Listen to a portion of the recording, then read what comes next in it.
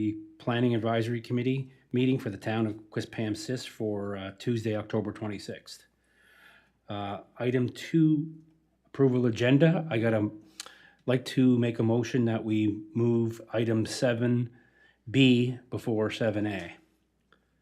Can I have a motion to approve that? So Baron? moved. Seconder, Brenda? I'll second that. On the question, please vote.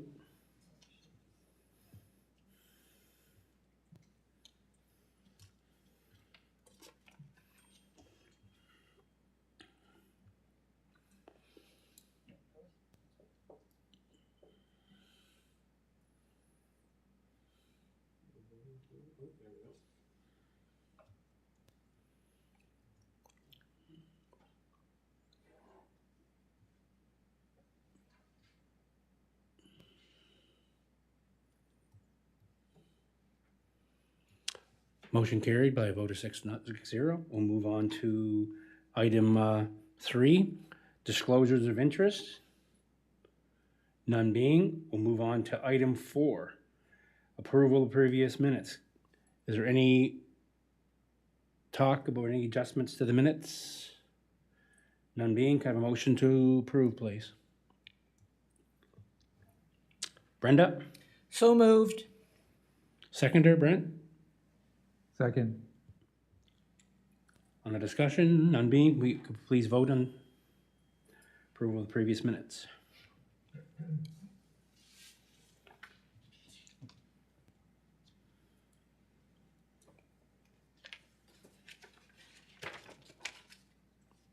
Motion carried by a vote of 6-0. We'll move on to item 5, business arising from minutes. Can I have a motion to receive and file, please? Kendall? So moved. Seconder on that? Mark? Second. We have a vote on that, please?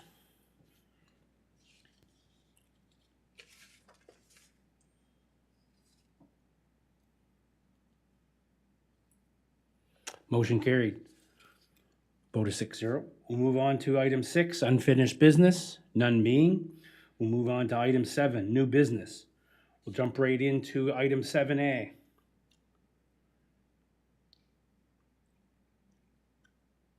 "72 Grafton Road." Could the applicant please come up to the podium and state their name for the record? But prior to that, Jennifer, can you introduce the topic, please?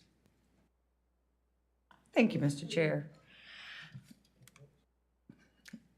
Yes, before you is an application for a side yard setback for 72 Grafton. I must start this by saying that the lot is actually found in the R1 zone and not the rural zone. So the variance that we're looking for is for section 8F3 of the zoning bylaw to allow a side yard setback where they cannot meet the 30 meters required by the bylaw. It's a single-family home that's going to be built on the lot. The lot is 5,511 square meters, and staff have no concerns with the application. Thank you. Thank you, Jennifer. You say it's section 8F3? I'm going to confirm. Yeah, it's not E, it's F. She said it was a change. Did you just change to the memo? Am I wrong? Is it E or F? I'm verifying that Okay. now. I thought you said it was F. I know. But Yes, not 25, but 8.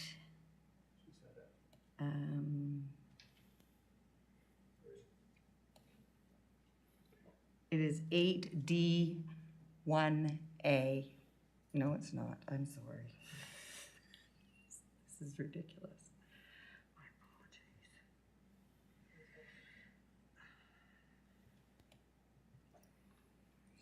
you said something about different from rural to urban? It's changed from rural zoning, which is 25, to the R1 zoning, which is 8. Section 8.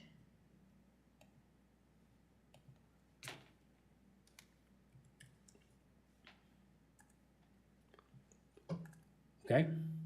It is the right one, it's in the sheet then, okay, I thought you said it 8, you said F3. Oh, sorry about that, Mr. Chair. Yep, thank you. Thank you, Dwight.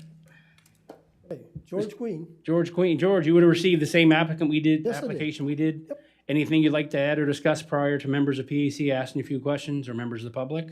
No, it's just that this gentleman's bought a large lot because they're putting a 92-foot home on it, and he wants to leave some privacy on the left-hand side because the trees on the next lot most likely will be taken down. So, and he wants to have the options to put a pool in, and you can't put it behind the house because there's only a small portion of lawn, and then you have a rock cliff there.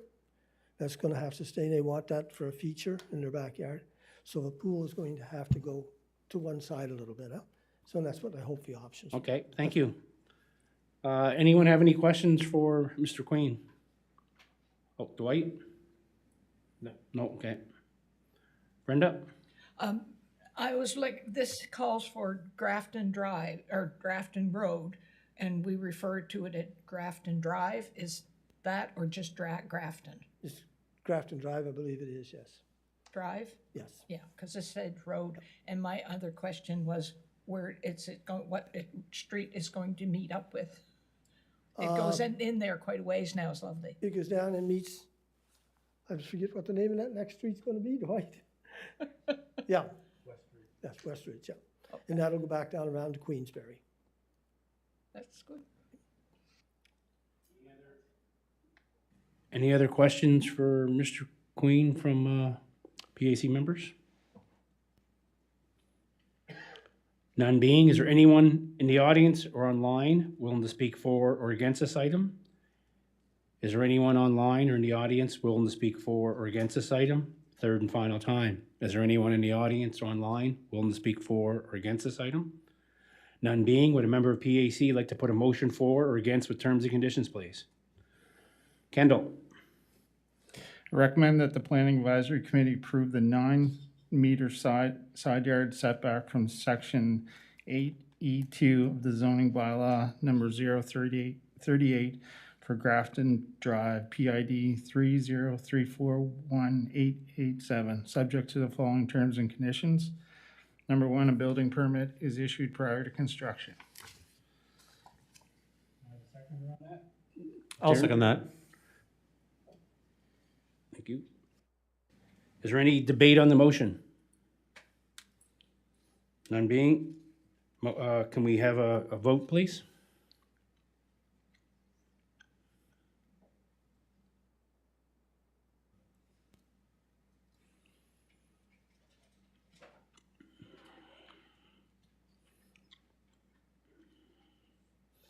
Motion carried by a vote of 6-0. In 5 to 7 business days, Mr. Queen, you'll have a letter in the mail, so please work with the town to get all necessary documentation in place. Best of luck. Thank you. Thank you very much. Yeah, I apologize on that. I thought you said 8F3. I wrote it down, so sorry. Now we'll move back to item 7B, which is an application for a woodworking shop at 270 French Village Road. Jennifer, can you introduce the topic before we release the applicant? Absolutely, Mr. Chair, thank you. This is an application for similar and compatible use for a woodworking shop to be located at 270 French Village Road. We'd like PAC to consider this as similar and compatible to a home-based business.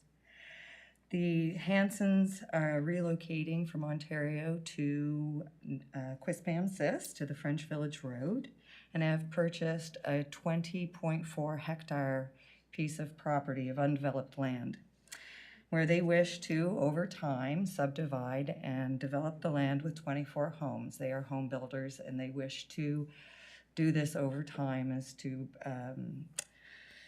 develop the land with these homes. In so doing, they wish to build an accessory structure, accessory building at the front of the lot that would house the woodworking shop. And the house would be located some 370 meters at the back of the lot overlooking a nice cliff that overlooks the valley and has beautiful views. Staff want to reiterate this evening that the subdivision bylaw in section 7 and the zoning bylaw section 6U4A both restrict the clear cutting of trees, limiting the removal of trees to only such trees as directly impeding the construction of roads, buildings, and services. Therefore, it is not permissible for the Hansons to remove trees from the overall lot to be used in the production of homes, as this would be considered a forestry use.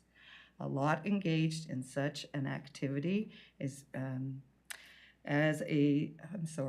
lot engaged in a logging activity is restricted to forestry use only and cannot support additional uses such as dwelling units or businesses on the same lot.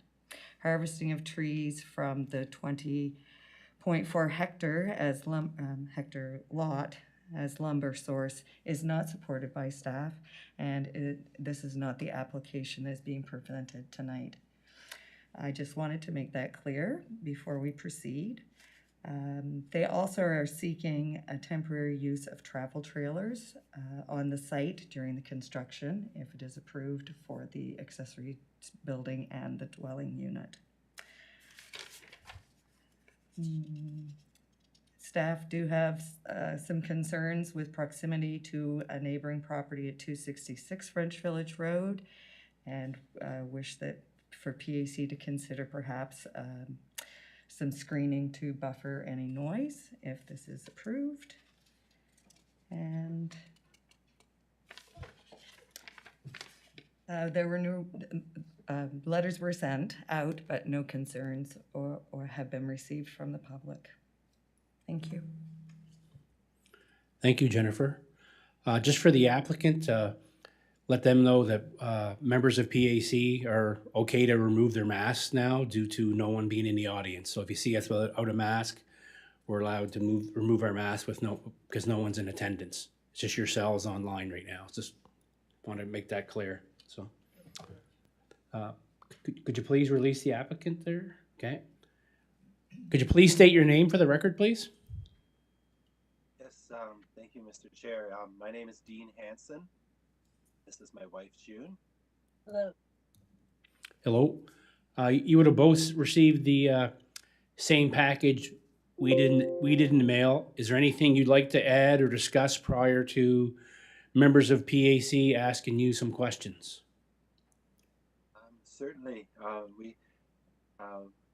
we would like to just maybe revise some of the finer details that were outlined in the document, and maybe discuss those just on a feasibility basis.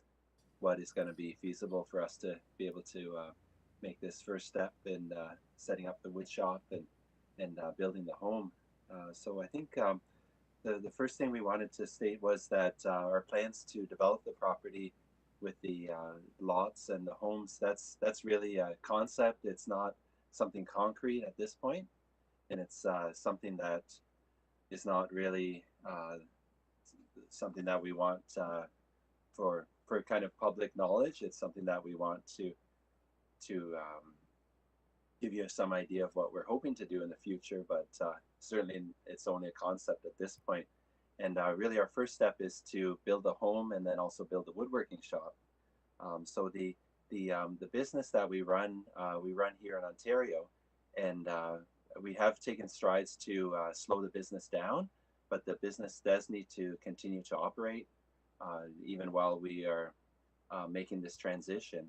So I think there was a stipulation to only start the business up once the home and shop was completely built, but that really won't be feasible for us.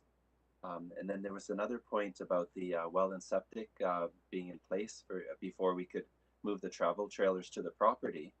And what we would really like to do is be able to supervise the construction of the well and the septic system.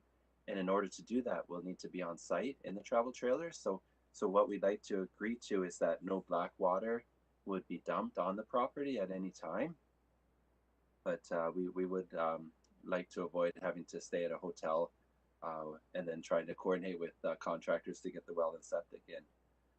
So those were kind of our 3 points that we wanted to just discuss with you. And I think overall we're excited about the property. It's a beautiful property.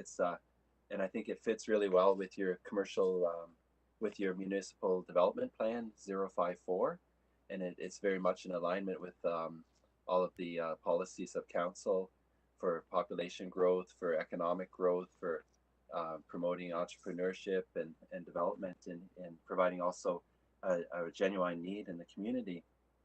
So I'm excited about that. But it also, I think it also recognized in the development plan that the properties left remaining in the municipality were more challenging. And certainly this property does have a lot of challenges with the hill going up, and then the plateau at the top, and then accessing that plateau. So that I think explains a lot of why we need to kind of place the shop closer to the road, and then have it build a long driveway to the back of the property for the place of the house. So those were just a couple of some initial things that wanted to discuss.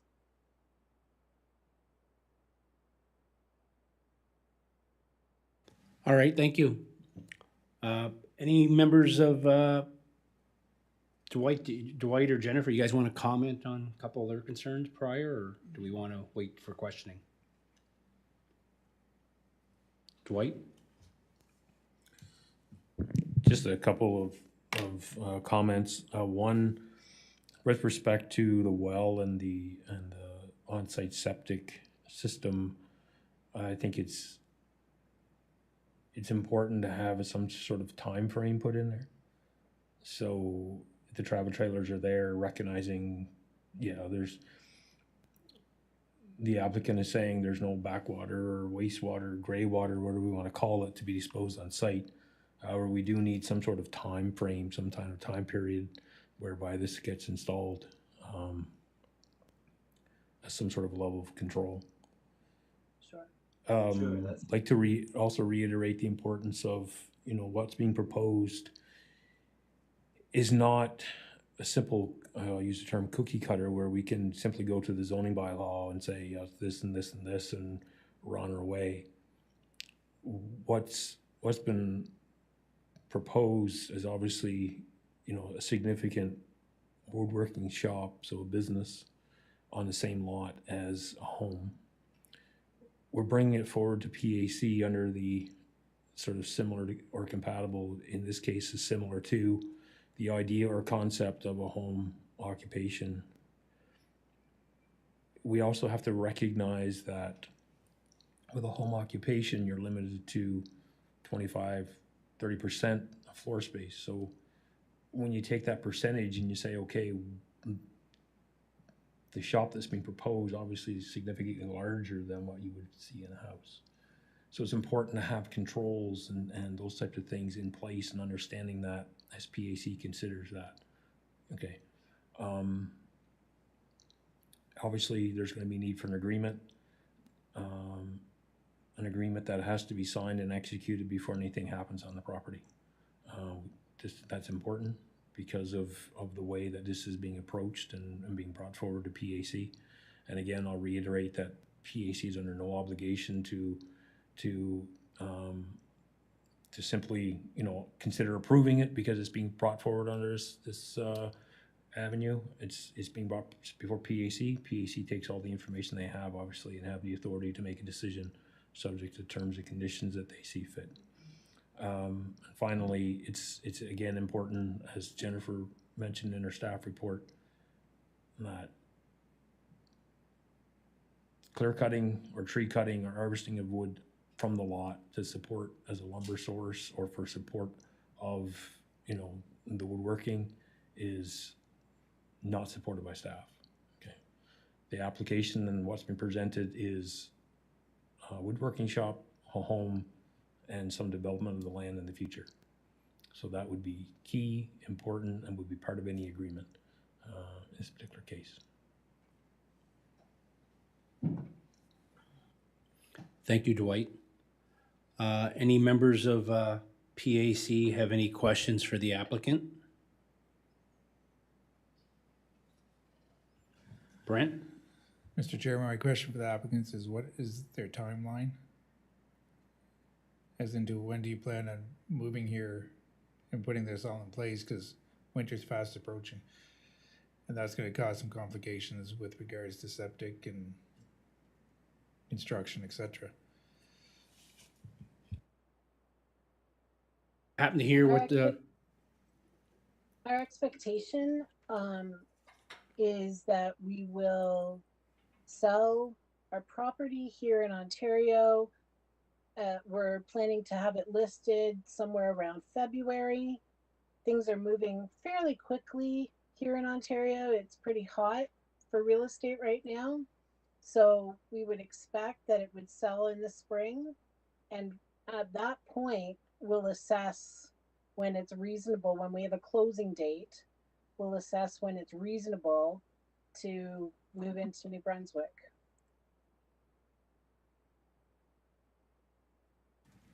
okay. Any other questions from members of PAC? Brenda? One quick question for Mr. Hanson and Mrs. Hanson. Well, welcome to New Brunswick, but do you have an access or that you can get your rough lumber that you have to use in your mill? Do you know if you can get that rough lumber? Because you cannot harvest it from your own property. Most of the work that we do within our woodworking shop is finished carpentry. It's not our intention to use rough lumber from the land in any professional capacity at all. The lumber that I use is highly graded, and it's there's no knots. It's and then I don't use a great deal of solid wood. I use a lot of sheet goods. I'll use melamine. I'll use particle board with wood veneer. I'll use plastic laminate. That's the bulk majority of the product that I'm processing to make kitchen cabinets. And then the finished wood that I do use would be for cabinet doors. And up until now, I've purchased cabinet doors, so that's been provided to me custom built from another supplier. The wood on this particular lot was clear cut. The lot was completely clear cut approximately 30 years ago. So what's grown there is very it's not very substantial, not sizable, and would not be suitable. It's a lot of softwood. So and also the wood that I do use is kiln dried, so the moisture content is very important too. So And we don't own a kiln. We don't do that ourselves.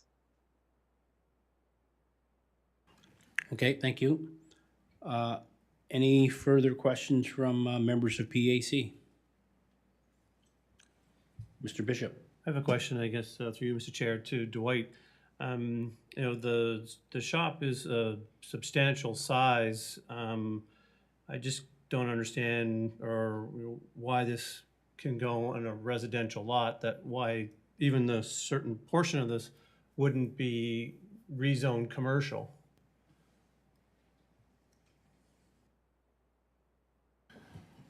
Through you, Mr. Chair, so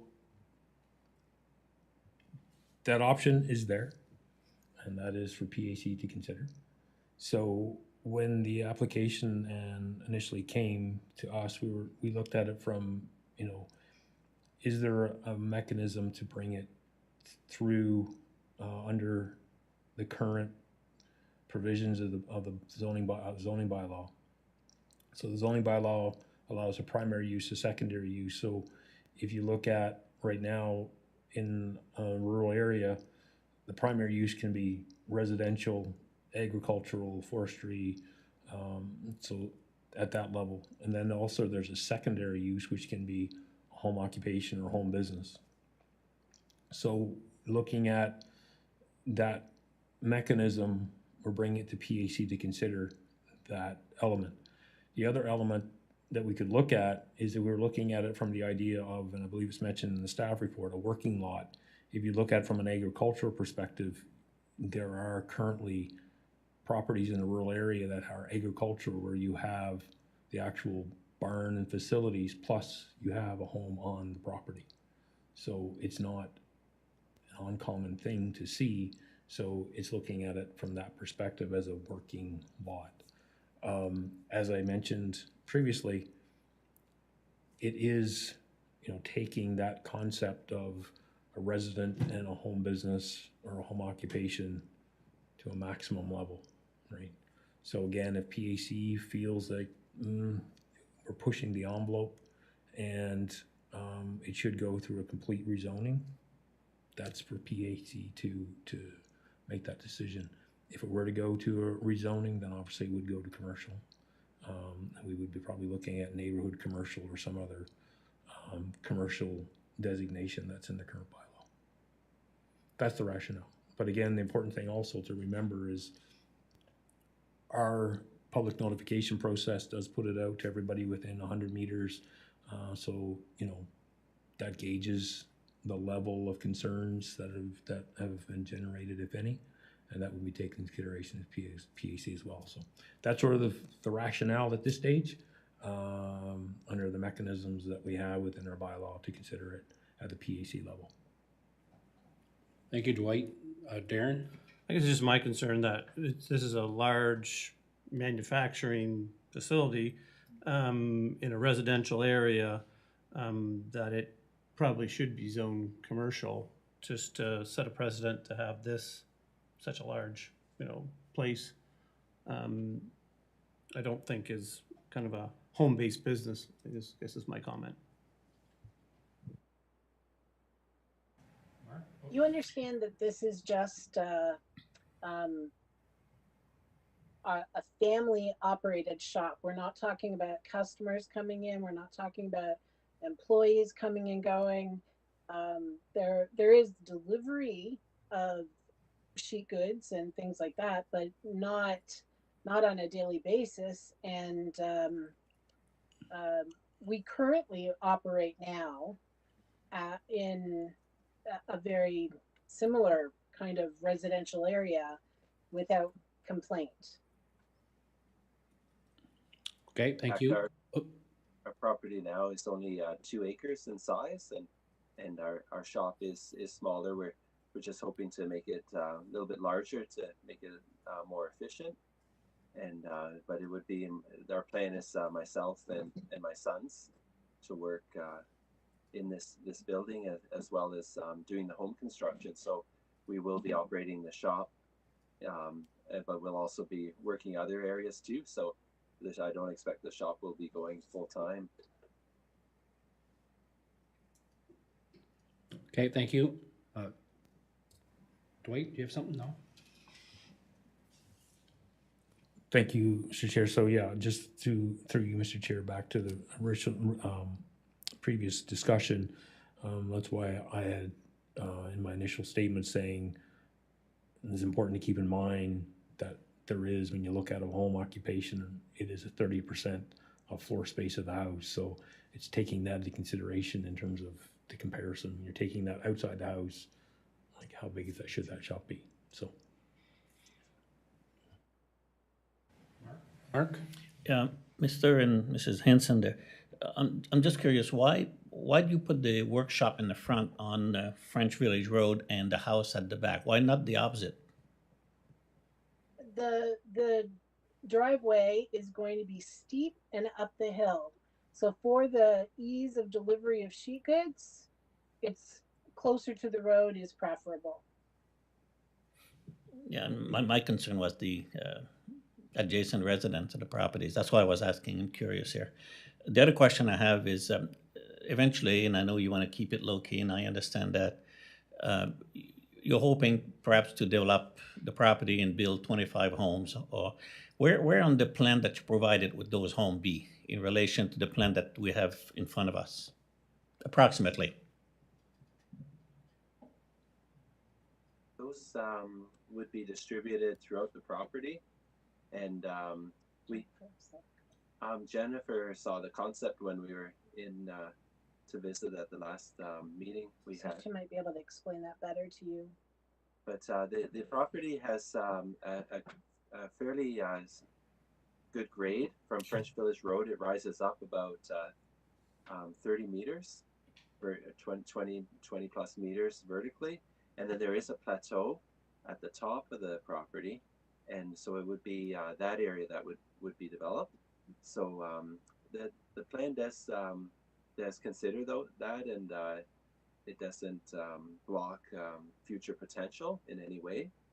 So that we wanted to leave those possibilities open for the future development of the property.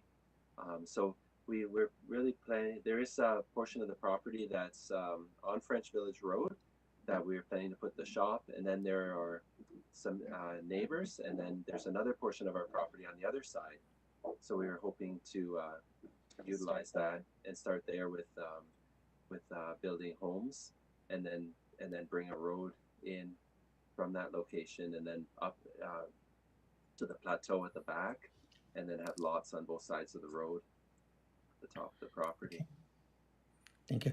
And one more question. You have a fair amount of heavy equipment. Where would the heavy equipment be placed on the property? I'm assuming next to the workshop, closer to the workshop than to the house, I'm assuming. Am I correct to say that?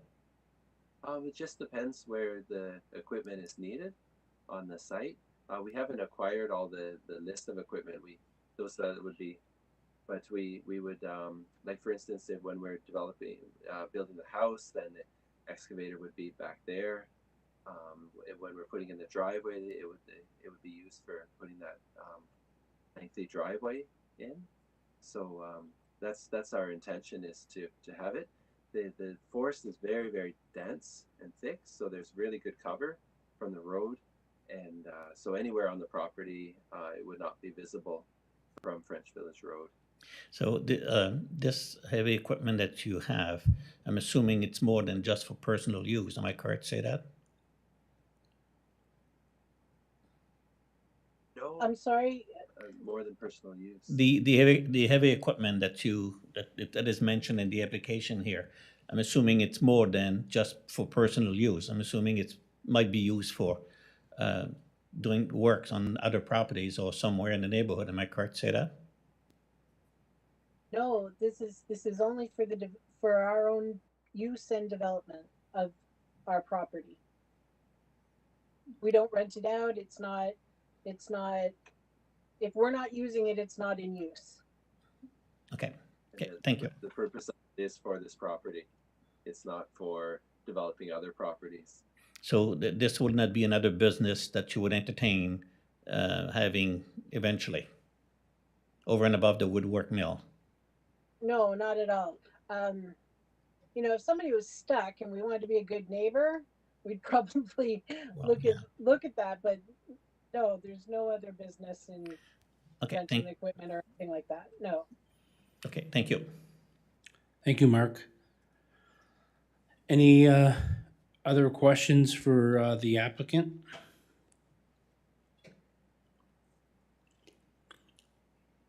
None being, is there anyone in the audience or online willing to speak for or against this item?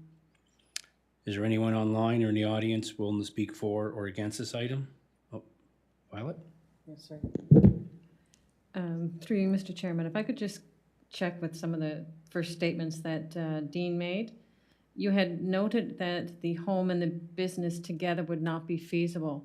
Did I catch those minutes correctly? And if so, can you give me some type of timeline for the record of what you're proposing first, the house or the business, and when would the other follow, please? No, I'm sorry. We had no objection to doing the two together. I think you misunderstood it. Thank you. Our intention was that the business would continue to operate, that there wouldn't be a time where we could take a year sabbatical to build a house and then restart the business. Okay, thank you. Third and final time, is there anyone in the audience or online willing to speak for or against this item? None being, would a member of PAC like to put a motion for or against with terms and conditions, please?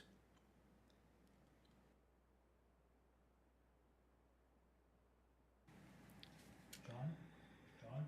Yep.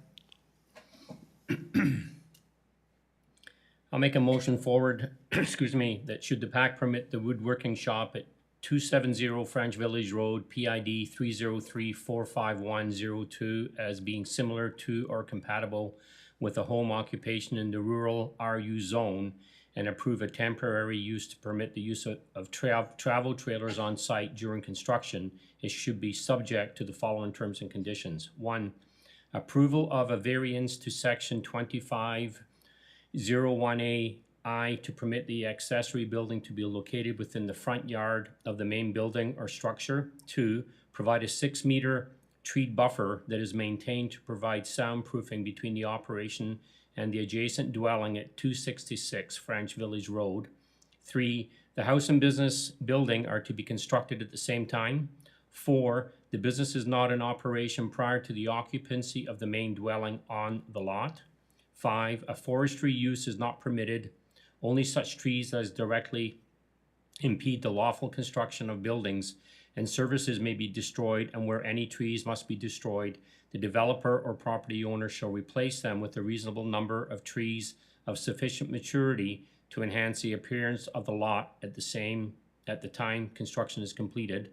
6, harvesting of lumber other than those trees removed to make way for the construction of road buildings and services as stipulated in section 7 of the subdivision bylaw, number 035, from the 20.4 hectare lot for use in the family business is not permitted. 7, no more than 4 persons be engaged in the business at any time. 8, the storage of heavy equipment will be screened from view from the French Village Road. 9, building permits are issued for the accessory building and dwelling unit prior to any construction.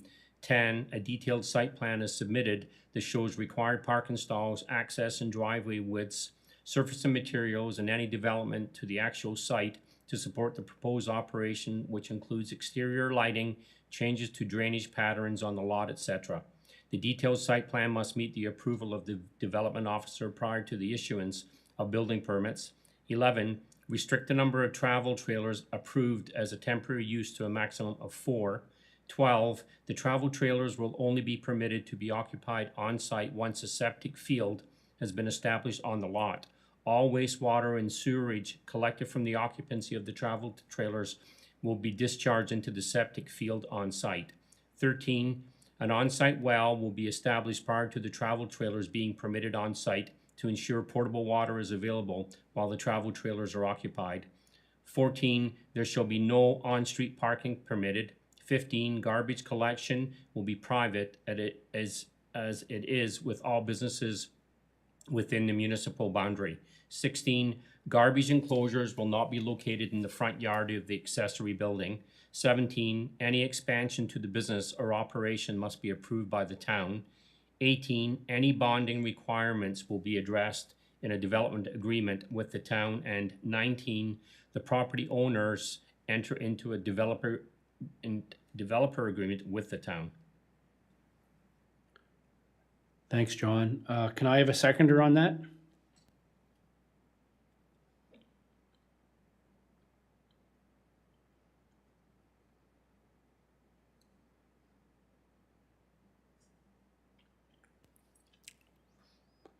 We have a seconder on that, please?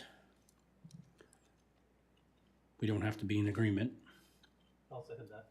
Whoops. Darren gonna second that? I'll second it. Okay, thank you. Is there any debate on the motion? Dwight? Thank you, Mr. Chair, through you to Mr. Grogan in terms of the motion that was put forward. A couple of points of clarification. The motion that was put forward said should.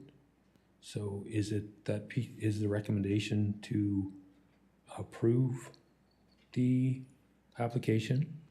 And then second, the similar or compatible, so it can't be both. So is the motion that it is similar to, as presented, the home occupation element, or is it that it is compatible with the area? That is an option as well, or compatible with other uses in the area, the other uses in the area being residential. So the motion needs to be clarified before we can move forward. Okay, yeah, John, you had indicated, you said, should the PAC permit, we want to say the PAC approves? And which one do you want to choose, are we picking, are we approving a similar use, similar to, or compatible with home occupation?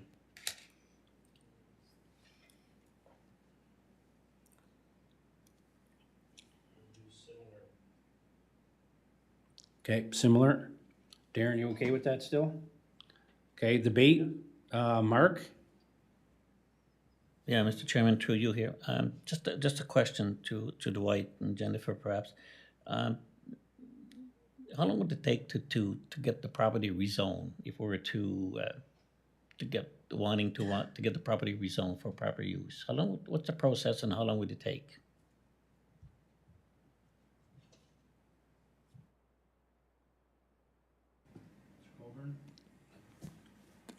Thank you, Mr. Chair, through you. So the general rule of thumb that when we go through these processes, we usually say 3 to 4 months. Time the application comes in, and then you've got to go through presentation to council. But in this particular case as well, you're looking at possible municipal plan amendment, so you're into probably an additional month or so. So you're into 4 to 5 months.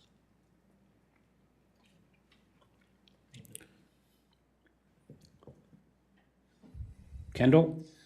Just along the similar lines, would there be additional cost to the applicant? Like, would they have to subdivide the property, and would there be additional costs that they would experience as a result of a rezoning?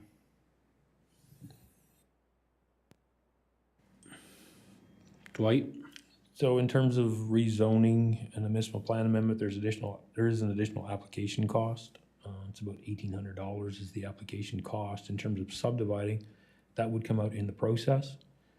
One of the options that is available in terms of a rezoning would be consideration, either rezoning to a commercial or doing a notwithstanding clause. So a notwithstanding clause can actually be specific to a particular area. The other option outside of commercial and a notwithstanding clause is some sort of integrated development. So there's 3 avenues that can be considered. So an integrated development would allow for a mixture of residential and commercial on the same property as an option as well.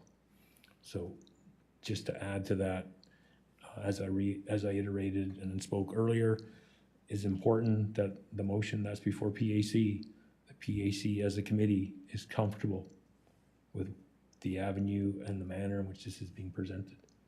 Okay. There is still the option of going through a rezoning process, but PAC has to be comfortable with what's being presented and feel that it is a reasonable use of the land, okay, and is desirable, and is it keeping with the intent of the zoning bylaw and the municipal plan.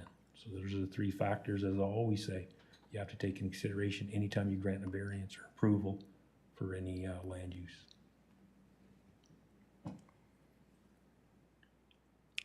Thank you. Oh, thank you, Dwight. Brenda? To Dwight also. I don't have any problem with the concept of what they're trying to do here. But I was reading through these things. Are item number 5 and 6, are they basically the same thing? When they talk about cutting the trees, and one of them says if you cut it down, you have to plant another one. And the other one is like the subdivisions that you can't clear cut and all that stuff. That's just, to me, that's repetitive, and I don't know if one's doing something that the other should not be able to do. And that's one question. Dwight?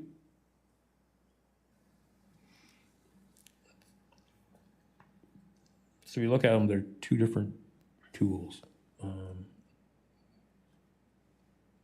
with a focus on achieving the same intent. Okay, so one is specific to zoning. So if it's specific development of a lot, or you get into actually clearing of right of ways and those types of things, where the other one is more specific to subdivision. So when the subdivision plan comes in and it's a subdivision development, that's when the subdivision bylaw provision kicks in. the zoning bylaw is more specific to, it can be addressed to a specific lot, or in this particular case, if you're looking at the parcel as a whole. So if you come in and you say, I'm just gonna clear cut the whole parcel, then we would use the provision of the zoning bylaw to enforce the requirement to restrict the level of trees that can be cut. See, the red I read that is the trees have to replace it, but the other one, it says if you developing a subdivision or your roads, you don't have to. And that to me was a little off, but if you think that works. The other thing too was, 7, I think, and it says no more than 4 persons can be in the, but that's a family of 5 people. We're saying that some person cannot work in that business. Why would not be just saying it can only be members of the immediate family? And because you have a family with 3 sons, and eventually they might find partners who want to work in the business also. It's a family business. It should be open to the family. So I would suggest that we take that number 7 and reword it to no one other than immediate family members be engaged in the business. If that would work, I would like to change that one.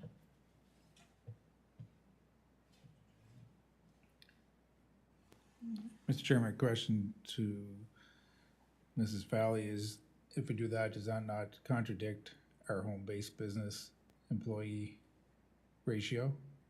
Or when it's sitting in our bylaw? Because right now it's usually one person, is it not one, the homeowner plus one other person? And we've made exceptions to go to 3. Through you, Mr. Chair, that is an item that is of value and consideration in this. So if a home-based business, if you look at the principle in the zoning bylaw, it's limited to the property owner and 1 additional employee. So again, I go back to my initial statement. Is PAC comfortable with the process that we're going through to consider this application? Right? Does it align with the intent of the bylaw? Is it reasonable? Is it desirable? Or is it beyond that scope that it needs to be considered under some other mechanism? Right. So that change to the motion would have to actually go back through you, Mr. Chair, to the original motion itself. Kendall? Just one further question. In the future, in say 5 years, if the property is developed with this business and a home, and it's sold in 5 years, how would that impact the sale and what they could do with the property? Like, is it still a home-based business for the next person, or does that end with the sale?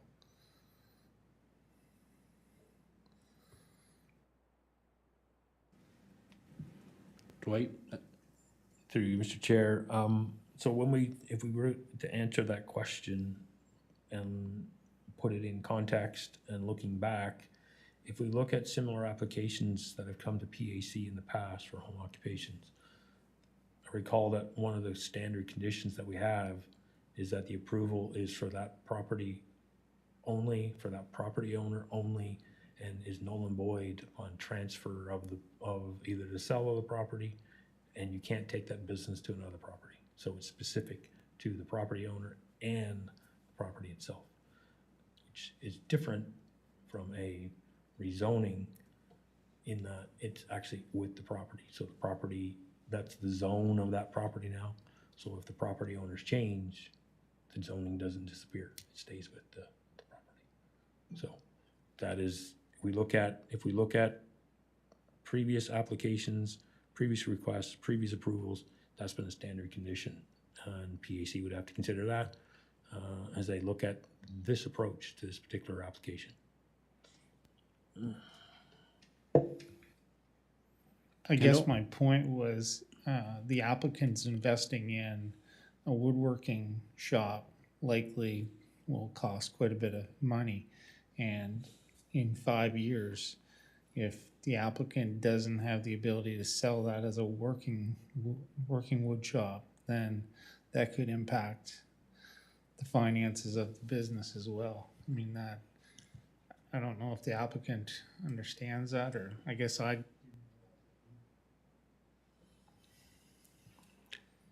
Yeah, it's my understanding that if the applicant decides to sell the property and someone else wants to buy it and use it as a woodworking shop, they have to reapply for compatible use. So that, the applicant, do you understand that? That if you ever decide to sell that property within X amount of years, if you sell it, the person that's buying that property cannot use that unless they reapply for home use or compatible use again. Yes, I understand that. Thank you, Okay. Mr. Chairman. And our intent is to stay on this property for the rest of the duration of our life, and there's enough work there to keep us busy. I'll sort of Okay, pass thank it you. on down to the next generation. Thank you. Is there any further questions for the applicant, Mark? Yeah, Mr. Chairman, through you here. I'd like to express my concern perhaps to Mr. and Mrs. Henson here. Love to have more people coming from Ontario moving to New Brunswick, 150% supportive of that. Where I'm struggling with is having the business in the front of the property adjacent to the residential houses and your house at the back of the property. It would be a lot easier for me to support this motion if the business was at the back and the house was at the front. Unfortunately, that's not the case. And for that reason, I'm going to have to vote against it because of I guess, the location of the business on the property versus the residential. So I just want to be upfront with you and fair, and I would have the same decision process if there was a New Brunswicker applying for the same proposal, having the same proposal in place. I'm struggling with having the business located next to the 3 residential houses and your house being at the back of the property. That's the problem that I'm having, so. I think if I could just state, there is good tree buffers between where we propose the shop and the residences that are already existing. And at the back of the property is the hill, so you just can't beat the views. Building homes up on the top of that ledge is going to be stunning and absolutely spectacular. Down the road a little ways from where 270 French Village Road is, other developers have done it. They have gone up on the hill and built absolutely fantastic places. And that's what we want to do. Building down by the road is nice, but building up on the hill is going to be spectacular.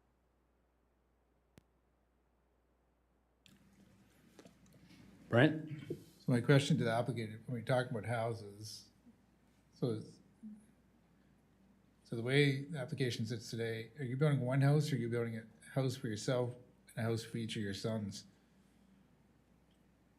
The application is to build a house for ourselves, and our family is kind of a mixed bunch, and a lot of them are still at home, and we're all together under the same roof. So that's our intent.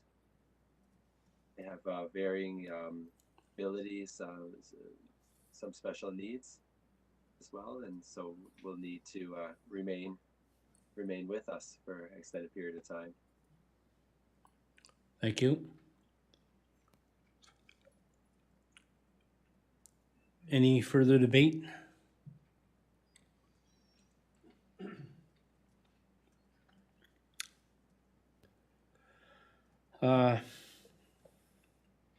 Before we take the vote for the applicant, and Dwight, maybe you can correct me there, if it gets defeated, then the applicant has to come back with a different option?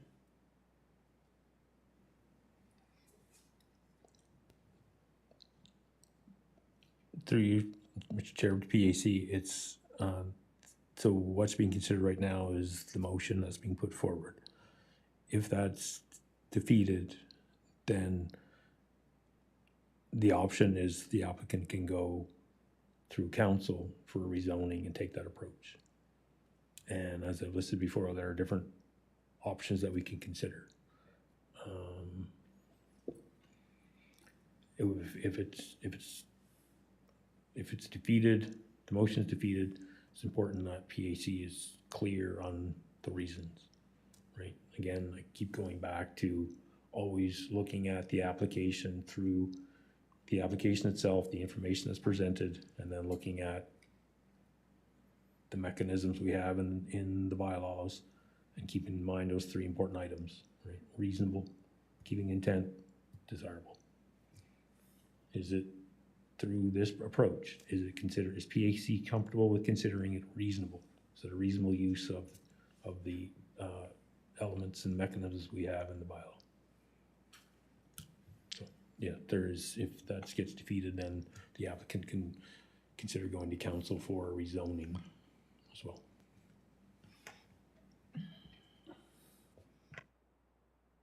Thank you, Dwight. Violet? Thank you, Mr. Chairman. I wanted clarification on the conditions about the water and the septic system being set up, because that was read, but the discussion earlier in the meeting stated that they preferred not to set that up for the first couple of weeks so that they could be on site to witness the installation of a septic field and well. Thank you. Yeah, just for who made the motion there, the applicant had asked if potentially could be there, that they could have the trailer on site and they could live there while the well and septic are being dug, so they could supervise that and ensure that no backwater is discharged on the property during that time. And once the sewer and water are connected, they would connect up to that. That's what the applicant had asked for in the beginning. So that would have to be agreed upon by John if he's okay with that. If not, we'll have to leave that off. Yeah, I'm fine with that.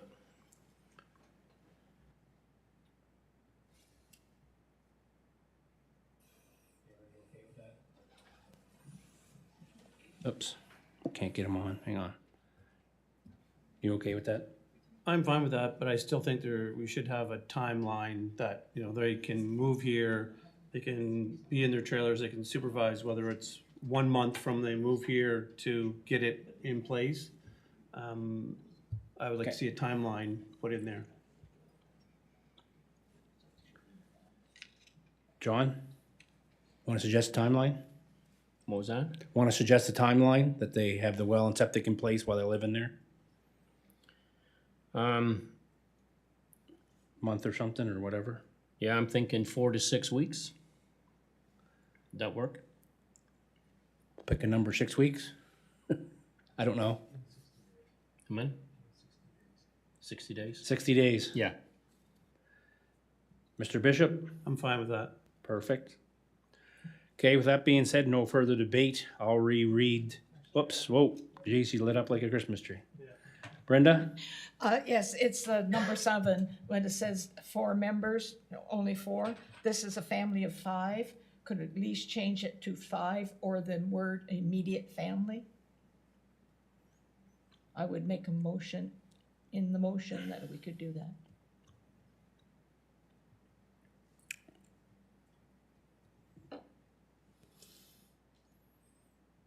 John? You in agreement or no? I am in agreement with that, yes. Picking which one, 5 or the immediate family? Immediate family. Okay, Mr. Bishop? Hang on, Mr. Bishop? Yeah, I'm in agreement with that. Okay. Brent?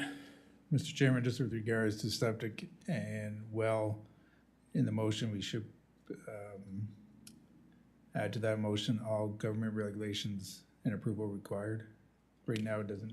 All what now? All government regulations and approvals Yeah. required. That's not in the motion. Okay, that should be standard. Darren? I still have one more question, Mr. Chairman, through you to Dwight. Do we have other businesses in Quispamsis that are established on residential or RU properties of this size? Is there any, can you give me any examples? Through you, Mr. Chair, other than what previously existed in terms of probably agricultural use in the 18 years that I've been here, there's been nothing approved through this manner through PAC. We have done once, like we did one with the use of the garage on the Hampton Road. The painting supply, the painting place, which has moved on and but in terms of the rural area, the only ones that come to mind would be agricultural. There was the one in McMahon Lane, which was the cannabis, I believe, the micro cultivation place, which they converted a sawmill that previously existed. So it was the residents and the sawmill on the same lot, and they converted that to a micro cultivation business.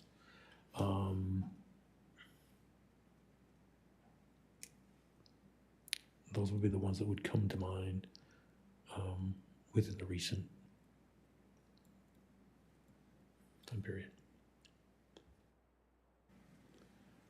Kendall, I guess I was wondering if you would consider the condition that this similar use of home occupation is only for the property owner, this property owner, and for this property, as we have done in other cases. And then my other question is, should there be, there's obviously a noise bylaw.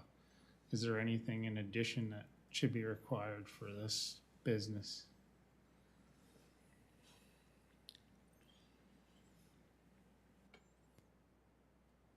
Dwight,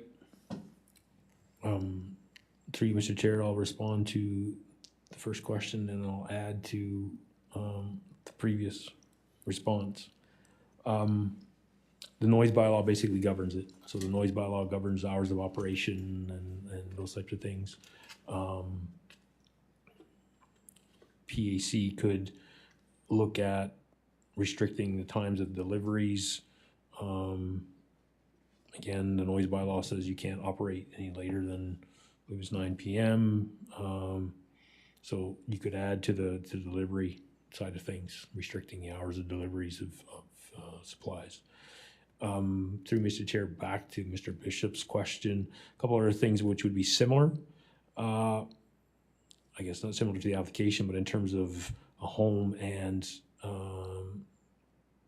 additional uses, we do have on the Hammond River Road, we have residents, and then on the same property, we have the barns, horse barns. So you have people who have horse barns and they use them as equestrian training and taking care of horses. There's two of those. I think it's 125 and 132, I believe, on the Hammond River Road. So those are a couple of other ones that you could probably relate to. It's getting old, see, the memory's gone. thank you. Brent, Mr. Chairman, question for the applicant. Mr. Hanson, how many linear feet are you presently processing a year through your facility in Ontario? Not sure I could measure it by linear feet. And I primarily use material that I utilize as raw material is 4x8 sheets. Okay. So it comes in as melamine, it comes as veneer, plywood core or particle core. So the volume of what we produce would be somewhere in the neighborhood currently of about 400,000 per year annually would be finished good. And that's divided up half and half between time in the shop and then time in the job site doing installations. So I'm planning to scale that back And the purpose of the shop on this property is in support of my plans to develop this property and utilize the shop as a very effective tool to furbish the homes with what's required for cabinetry, for millwork. And I want to be quite very creative in maybe redefining how I go about that and utilizing the millwork in the homes. So it's all kind of part of the same package in my way of thinking. And for me, this really is a career change to shift from what I'm doing currently now to developing this property. Our suppliers and deliveries work standard business hours as well, just for your information. We're not getting deliveries at 11 o'clock at night or anything like that. Right, it would be between the hours of 8 and 4:30.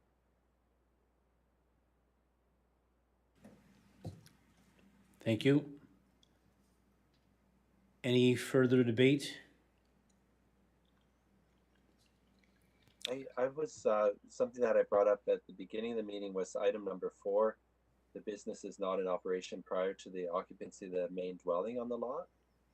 So that was something that I had brought up as a concern for feasibility. I do need to continue showing some form of income, and just for financing purposes for the future. And so I can't shut the business down for a year while we are constructing the main dwelling. So that goes back to item 3 too. So the house and building, they're not going to be constructed at the same time. You're going to do the wood shop first. Is that what you're getting at? Not necessarily. They will be constructed at the same time, but as is needed, the shop will need to run. The shop is a much simpler construction project too. It doesn't have a finished interior. It doesn't have all the different rooms and cabinetry, all the different things. So it's likely that it will be completed first, but we'll be working on the house as well. Simultaneously in our application for approvals for permits will be submitted together.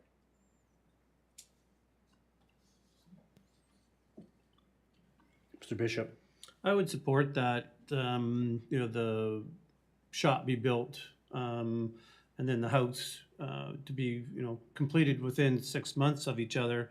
The guy is going to be supplying him, I take it himself, in his own home with cabinetry that's going to be built in his shop. So without a shop, he can't supply his own home. Plus, he has no revenue to support, his family. So I would think maybe a 6-month time frame would be appropriate for something like that.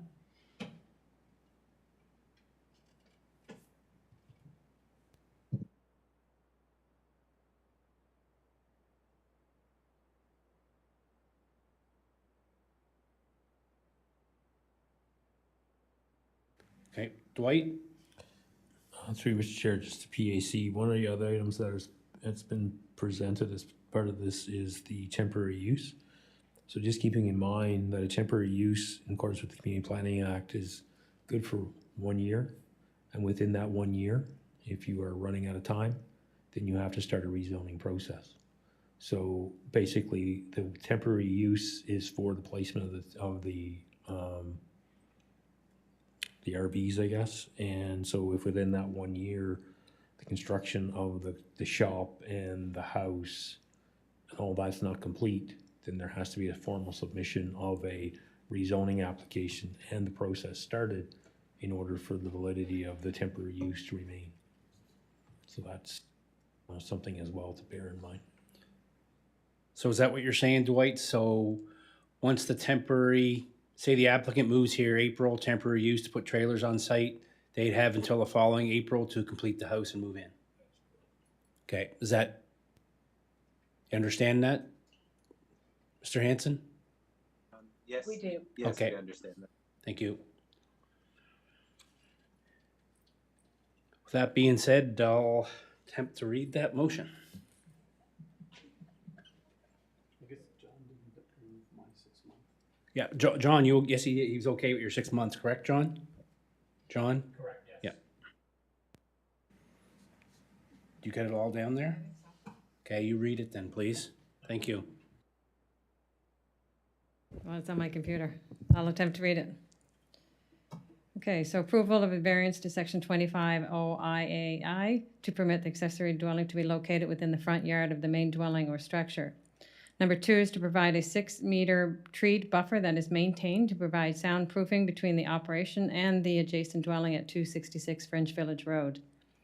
Number 3, the house and the business building are to be constructed at the same time, with the house being completed within 6 months of the business building.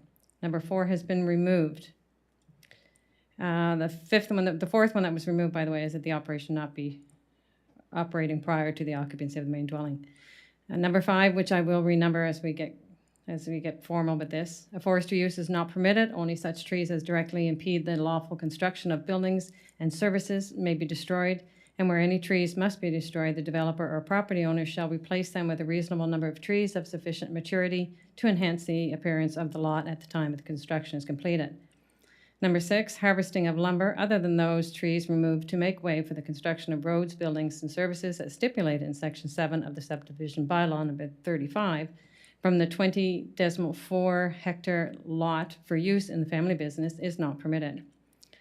Number 7, no more employees than the immediate family members to be engaged in the business at any time.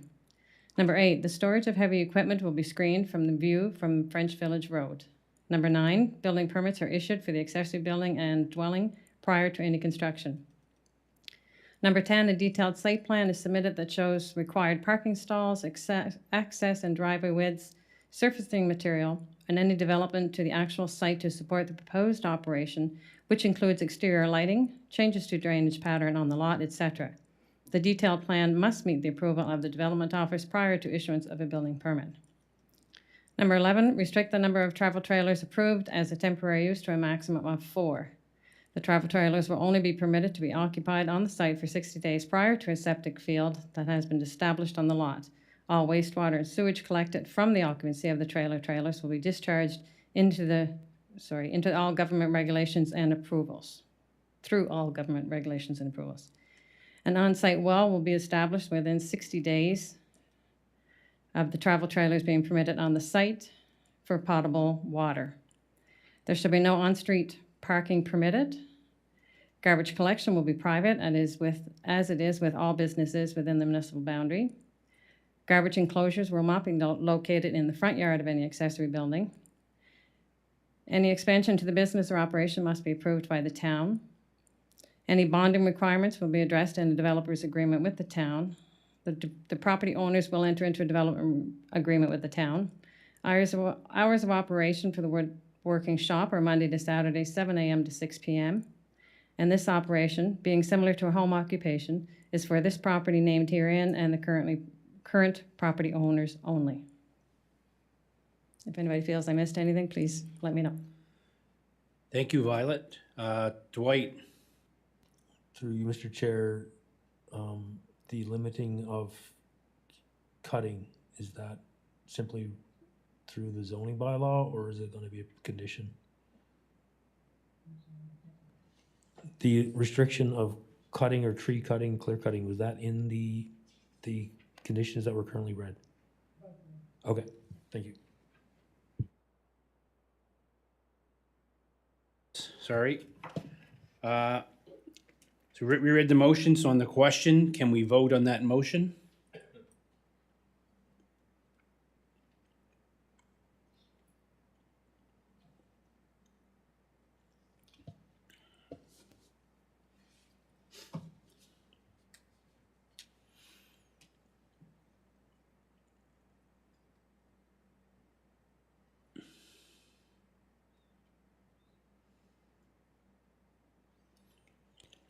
That motion's carried by a vote of 4-2.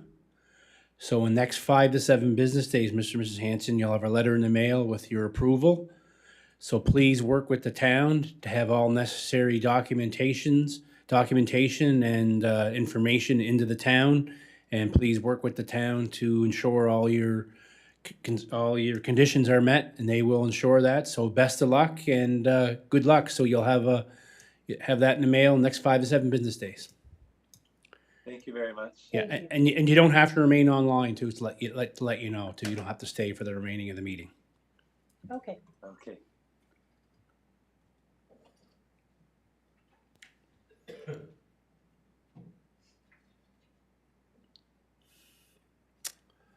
All right, we'll go on to 14 Lupin Place. No applicants here for this one? So we're okay. So Jennifer, can you maybe introduce that to us, please? Thank you, Mr. Chair. Yes, this is an adjustment from an approval that we provided at our last meeting for 14 Lupin. They had originally requested a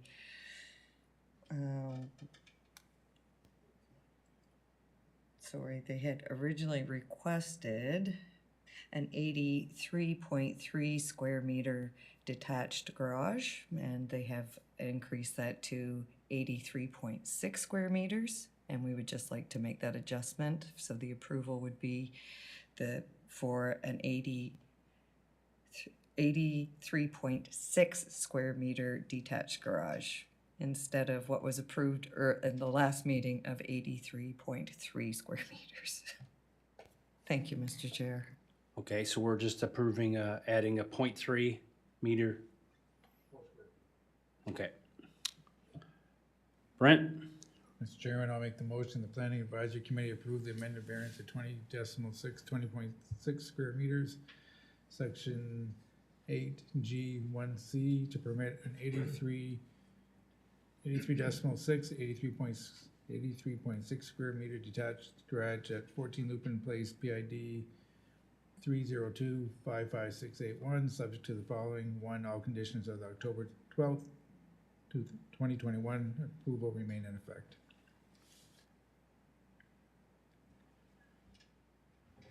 Second on that? Second. Any debate on that? Can we have a vote then, please? Thank you.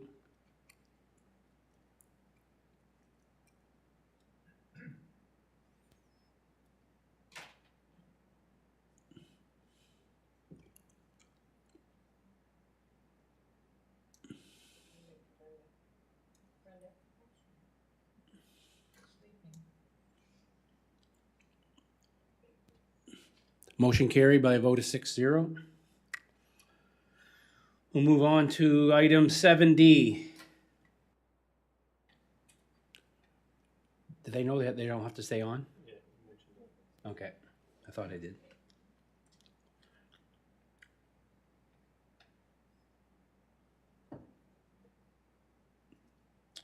Get that up here. Oops, what happened there?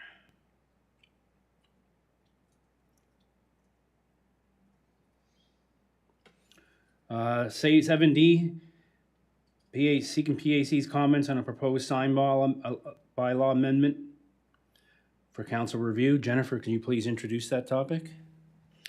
Thank you, Mr. Chair. Yes, I had the pleasure of writing an amendment to the sign bylaw to provide clarity regarding where signage can be placed in relation to traffic control devices, stop signs, traffic lights, etc. And also, the bylaw also encompasses feather signs and how they are managed or regulated within the town municipal boundary. So, the bylaw, I don't know if you wish for me to read it out loud or not, but it does say that the signs for the sorry, folks. For the all signage as defined by this bylaw, except for traffic control signs, must be located 15 meters from any traffic control device. I thought maybe there might want to be some discussion around the 15 meters. I did find, it's in my staff report, research that suggested that they chose a 15 meters as being a safe distance as you approach a traffic device that you could slow down safely and actually be able to stop and read the sign all at the same time, or, you know, take in what's going on around you. You need 15 meters to be able to come to a stop. So that's why the 15 meters was recommended. In terms of the feather sign, we wanted to restrict the height of them so that, you know, because sometimes they can be 18 meters high, so we just wanted to keep it in keeping sort of with other signs within the bylaw. We wanted to make sure that they were only available on a temporary basis. We didn't think that people wanted to see these signs out. We understand that they're for, you know, special events, etc. We just wanted to make sure they weren't left out on the properties for too long, so restricted them to 14 consecutive periods and allowing that over a 28-day period throughout the year, so you can put it up twice for 2 14-day consecutive periods. And one feather sign posted for every 30 meters of lot frontage, and to be set back 2 meters from any property line. And we would like to include that for industrial use, commercial use, and institutional uses. So the amendment is what's in italics on page 1? Or am I? The amendment is attached to the package. Oh, the amendment, okay, I got it, okay, perfect, okay, yeah. Gotcha.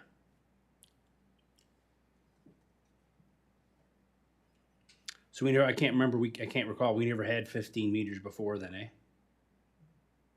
Okay. Any questions from PAC to members of staff on that amendment?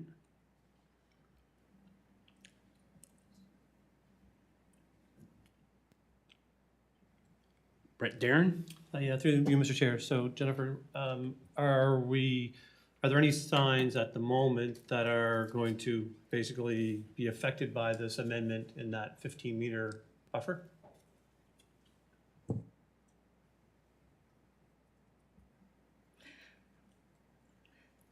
This was brought on by political signage.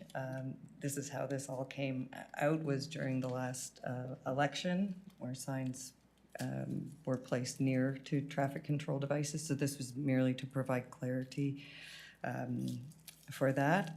Did I drive around and see if there were signs located next to the traffic signs? No. Mark? Yeah, similar question here through you, Mr. Chairman. Jennifer, this was driven by the political parties. So just a question here. So does political parties or candidate contact the town before they place a sign on the town property or the corner or something like this? Or they just go on their own and do as many signs as they can?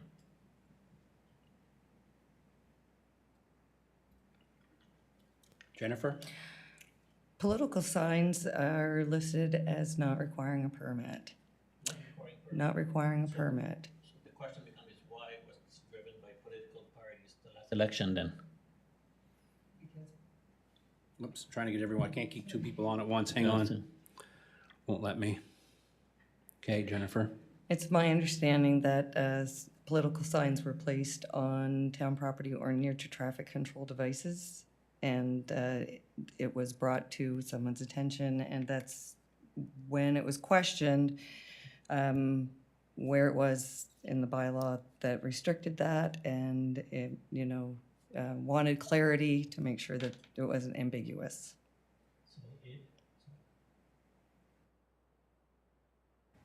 So if political party at the next election, whether it's municipal, provincial, or federal, it doesn't matter, place a sign within the 15 meters, does the town take action, or we just gonna let them do whatever? Because how can we treat a party a certain way and another party a different way?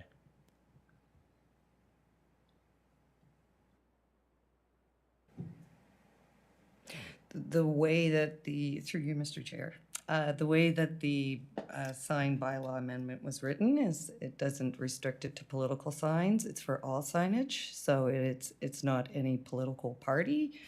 And yes, the town building inspector is responsible for enforcement of the sign bylaw, so they would be, it would be up to the town to enforce that.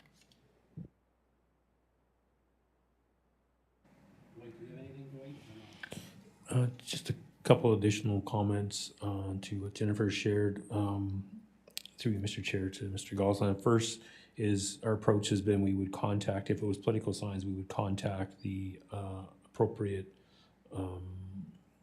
person and then have them give them an opportunity to relocate the sign. And if they failed to do so, then the sign would be removed by the town. So they would have an opportunity. So what we did in the last election was we actually sent out a bulletin, I guess, if you will, to all the parties, all the representatives or the candidates in the area, informing them of the things they need to be mindful of when they put their signs. So that went to all the candidates, and that did instruct that if there are concerns, our first approach would be to have them relocate the sign. If they fail to do so after a reasonable time, then we would remove it. In terms of existing signs, we will obviously look at what the existing signage is. At this stage, there hasn't been any that has been of concern, so it would be moving forward. As I believe it's in the staff report, the sort of the science, if you will, behind it is based on reaction time. So when you look at the distance from the traffic control voice you're approaching, then what is the normal standard reaction time required to decelerate and come to a complete stop? So that's the logic behind it. One final comment is if PEC will recall, the feathered signs or blade signs was actually a recommendation that came from PAC to staff to amend the sign bylaw to address them because they were coming to PAC and we were, how do we really handle them? And I believe it came from a business on Millennium Drive as well as on Hampton Road. So the idea of one per every 30 meters, those came out of recommendations of approvals of PAC, which we just implemented into the sign bylaw amendment. So that's sort of the background behind where some of that came from as well. Thank you, Dwight. Mark, you on still? Yeah, Mr. Chairman. Oh, hang on, Mark. Go ahead. Yeah, Mr. Chairman, sorry, I'm the only one asking question here, I guess. I don't know. No, there's a whole why, bunch but in the queue. You're good. I'm a retail guy, I guess. So, couple things. We're referring to feather sign in this amendment here. What happened to those mobile sign that we used to see all the time? Is this also applicable for the same 15 meters or just the feather sign? Or any other type of signage? I guess that's the question I have. And the second thing is, what happened to a business a property that has several small tenants? Let's take Shoppers Drug Mart here and Plaza Reed or Irving down there or any other location you want, Lakeville Plaza and things like that where they have, it's still only one sign will be permissible per 30 meters, even though there's more than 4, 5, 6, 7, 8 retailers? Or should we? Oops. Go ahead, Mark. Or should we entertain reviewing the whole bylaw of all the signage and make a proposal? So, this is my question. Dwight, you're up again. So let's start with the easy one first. The sign bylaw doesn't even overall. It's on the list. It's like a Christmas list. It's on the list. It does need an overall, and that is absolutely what will be happening. This was to amend the sign bylaw in the interim to address the concerns and to deal with this particular item. It's one of the reasons why it's before PAC. I know in terms of a process or a requirement in terms of the Community Planning Act and in terms of what's required and who has input, it's not necessarily required that I go to PAC and PAC offer their comments, but through the process, because it is PAC that reviews the requests and makes variances, approvals, it was important that PAC would have an opportunity to review. If you feel that we need to take that into further consideration when you have plazas with multiple tenants, how do we address that? And yes, it is only one per 30 meters per tenant. So whether the property owner or the landlord of the building says, yep, it's the feather signs for one tenant, or they somehow come to some arrangement. But the wording of the bylaw, that's how it currently states. If you feel that we need to step back and look at it a little more detail in terms to address that a little more clearly, we're open to recommendations. Thank you, Dwight. Brent, you have any? You were up there earlier. I had a question, same as Mark's. What about those portable signs that everybody puts Okay. up with the black with the screwed on letters? Which Mark had asked Okay. about. Thank you. Any other questions for discussion? So would that mean any signs that are there permanently now that could be less than 15 meters, would they be grandfathered?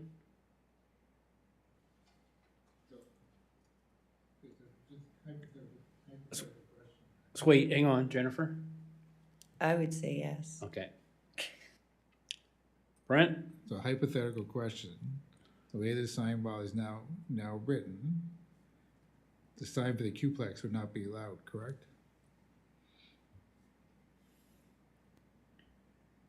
There's no traffic control device there. No, they mean, you read it, it's not a stop sign. Or is it actual lights? Traffic control.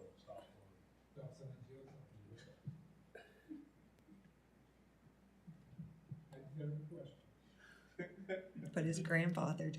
Yeah. I know it's grandfathered, but Yeah. I'm not trying to be smart, but looking at this picture. It's a pretty large distance. Was that distance picked up from other municipalities or just a grab or, I'm just asking. It's in the staff report. It references the paper that I researched it from. Okay. Jennifer, have you talked to any other municipalities? Is it a good idea to talk to like City of Fredericton, Moncton or Dieppe or St. John to see what they have, just in case before we get ourselves in a knot, like I'll say?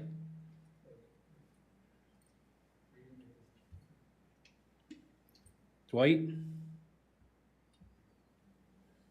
So, as previously stated, existing signs that are currently in place, to our knowledge, there haven't been any issues. So we haven't received reports saying that this sign caused a traffic accident at this intersection. So it would be, going forward, would be our focus.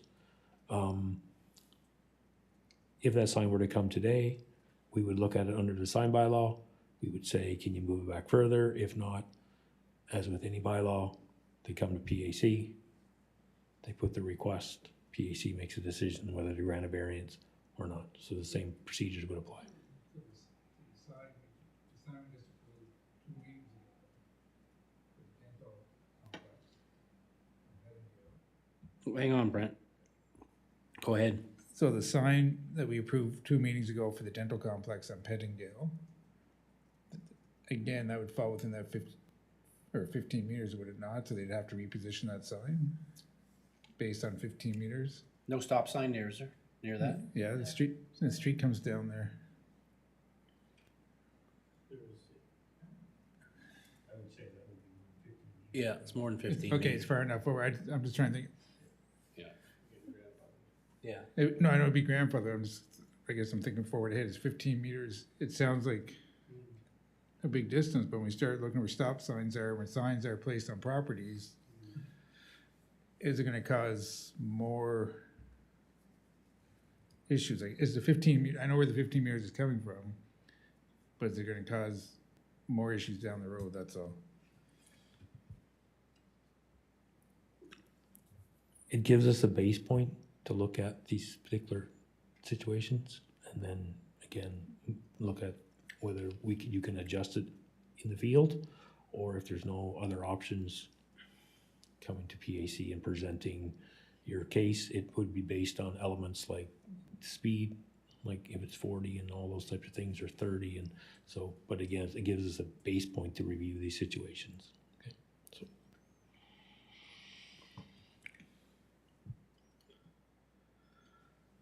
Brenda?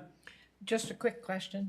The sign bylaw, does it control, those inflatable things that you have and that waves to you and like really distracting, hideous things? That's a sign.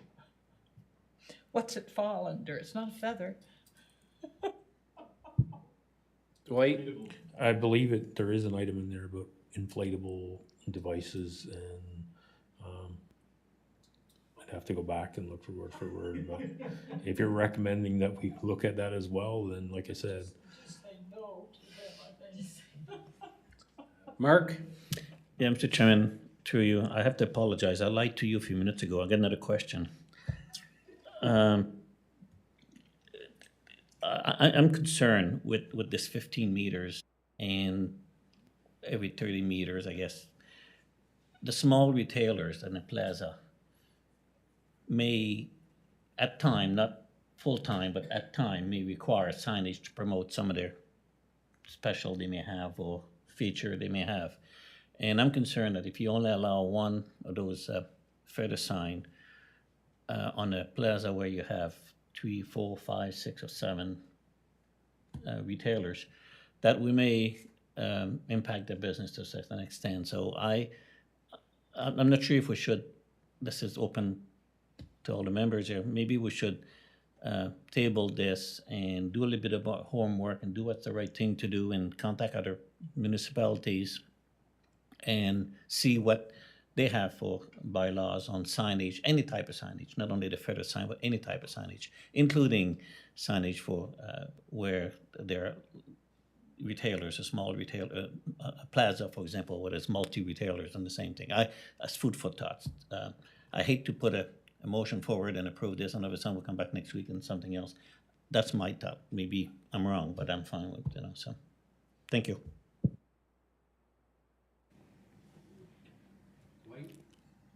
so, yeah, so we are open to the comments. We brought it forward to PAC, so if that's an item that more information would be required, the option is there that it could be recommending postponing, bringing it forward to council until that information is reviewed and we can update PAC at a later date. To my Yeah, knowledge, we don't table it, we bring more, we need more information, that's all, it's right? postponed. Yeah. I think that's, to me, I think that's a great idea, just to see, based on, one paper, I feel when you get, in small communities, like Mark said, people are gonna advertise and, it'd be interesting to know how many violations the town of Quispamsis is gonna be in themselves for the 15 meters before we start putting rules, even though we're gonna be grandfathered, but it doesn't sound good too, we're putting at 15 meters, but we're gonna grandfather our signs. It's a thought process, so that's where my head is, but we'll leave it to the members to decide, and we'll go from there, so. So with that being said,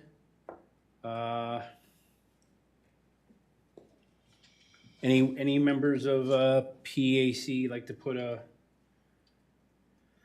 motion for with comments or some comments forward that what we do to move forward with that?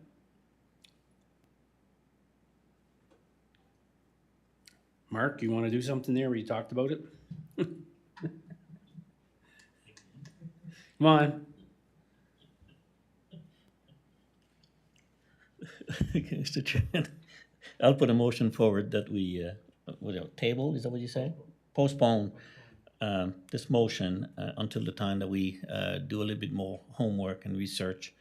Also reach out perhaps to other communities, to similar sized communities in New Brunswick, and find out a little bit more work of what the last thing we want to do is to impact the small business, and to a point where we hurt their business. And they all, we want to promote small business. We want to help them succeed. And I think we need to do whatever we can to a certain limit. So that would be my motion. Seconder on that? I'll second that, Mr. Chairman. Any debate? None being, can we vote with that, please? Huh?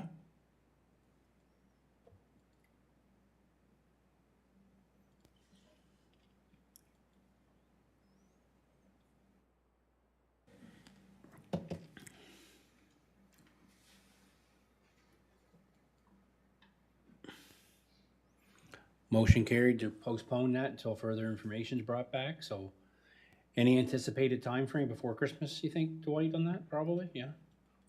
Okay, perfect. We'll move on to item 8. Can we have a motion to receive and file, please? Brenda, So moved. seconder on that? Oops. John? John will second. All right, all in favor?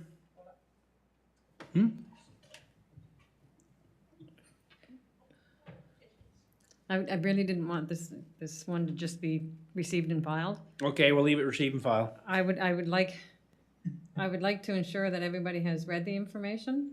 I've only received 2 responses to the invitation for the Smart Energy, Community Energy Plan. To see if anybody wants to be on the board. If you just want to receive and file it, but at least note that when you go check your emails, you respond to me. I got yours. Thanks, Mark. We can't be on that board though, right? It's attending the meeting, isn't it? Just attend the meeting, Yeah. isn't it? When I read it, when I got that invitation, the email, I'm not going on the board. I'll indicate myself, but I'm not going on the board. Mark, you're retired, you got lots of time. I'd go on that board. I did it for the city of St. John, so with St. John Energy, so. Anyway, I'll attend the meeting, yes. Okay, please respond to Violet, yes or no. If you're gonna attend there, next couple of days, so she'll have that for a record. John seconded it. Mark, no. Brenda, I put the motion forward. put the motion forward, yeah, okay. You talking about the signage? No, information items. Oh, no, I didn't. Brenda did, Brenda and John. I didn't do that. Brenda and John, see? I had it right. Who's up first? You all caught up now, Violet? Yes. All right, item 9. Can I have a motion to adjourn, please? Mr. Bishop. So moved. Seconder on that. Come on, guys. I'll second that. Brenda? Thank you. Meeting adjourned. Dwight? I would encourage PAC to consider, though, if the opportunity comes up